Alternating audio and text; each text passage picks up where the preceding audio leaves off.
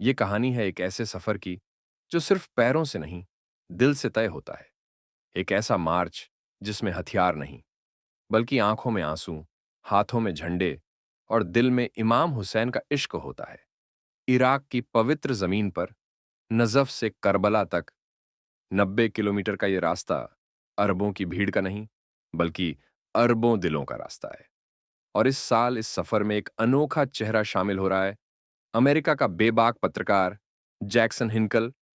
आज हम आपको ले चलेंगे इस सफर पर जहां इंसानियत जिंदा है और हुसैन का पैगाम हवाओं में गूंजता है।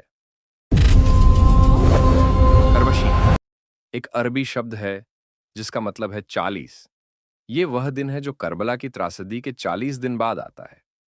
61 हिजरी यानी 680 ईस्वी। करबला के रेगिस्तान में यजीद की लाखों की सेना के सामने सिर्फ 72 लोग खड़े थे। उनका मकसद सत्ता नहीं, बल्कि इंसानियत की रक्षा था। इमाम हुसैन ने पानी, रोटी और अपनी जान तक कुर्बान कर दी, लेकिन जुल्म के सामने झुकना मंजूर नहीं किया। आज से 1400 साल पहले जो जंग लड़ी गई, उसका असर आज भी महसूस होता है। अरबाईन का मतलब है याद रखना कि सच के रास्ते पर चलना आसान नहीं, लेकिन जरूरी है।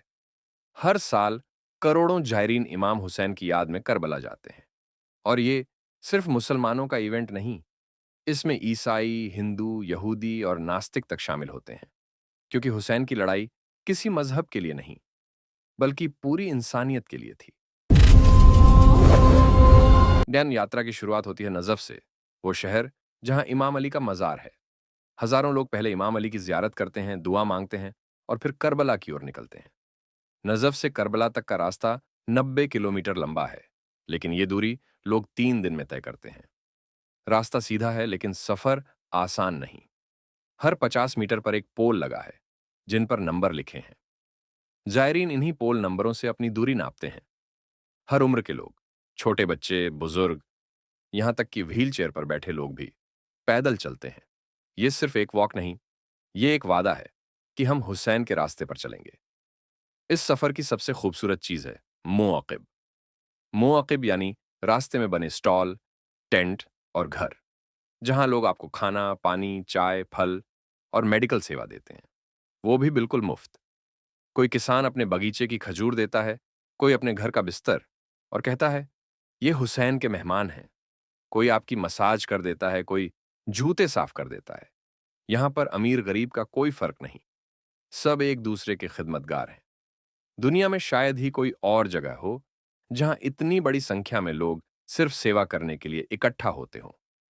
और इस साल इस सफर में शामिल हो रहे हैं जैक्सन हिंकल, अमेरिका के युवा और बेबाक पत्रकार। जैक्सन अपने देश में और सोशल मीडिया पर सच्चाई बोलने के लिए मशहूर हैं। उन्होंने दुनिया भर में होने वाले जुल्म, युद्ध और साम्राज्यवाद के खिलाफ खुलकर आवाज उठाई है। तो आखिर जैक्सन अरबाइन में क्यों आ रहे हैं? उनका कहना है, मैं देखना चाहता हूं कि वो कौन सा जज्बा है जो करोड़ों लोगों को पैदल करबला की ओर खींच लाता है।